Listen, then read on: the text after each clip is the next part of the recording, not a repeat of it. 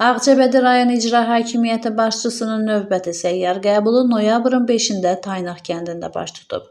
Qəbuldan öncə icra başçısı Sarıcalı və Taynaq kəndlərində sözügedən kəndlərdən olan şəhidlərin xatirəsinə ucaldılmış bulaq abidə komplekslərini ziyarət edib. Daha sonra kənd sakinləri ilə keçirilən görüşdə icra başçısı Rafil Hüseynov çıxış edərək bildirib ki, bu il Vətən müharibəsində qazanılmış zəfərin 5-ci ili qeyd olunur. Rayon rəhbəri onu da xatırladıb ki, həmin dövrdə Ağcabədi rayonunun bəzi kəndləri ciddi dağıntılara məruz qalsa da, əhali mübarizədən geri çəkilməyib. Müharibə dövründə işğalçı ölkənin dinc əhalinin yaşayış evlərinin növbəti dəfə ağır artilleriyadan atəşə tutması nəticəsində Taynaq kənd sakini olan yeniyetmənin Fərid İskəndərovun həlak olduğunu söyləyən icra başçısı bütün şəhidlərimizin xatirəsinin bir dəqiqəlik sükutla yad edilməsini xahiş edib. Daha sonra çıxış edən kənd sakinləri təsərrüfat, su təminatı və digər sosial məsələlərlə bağlı mövcud çətinliklərini səsləndiriblər.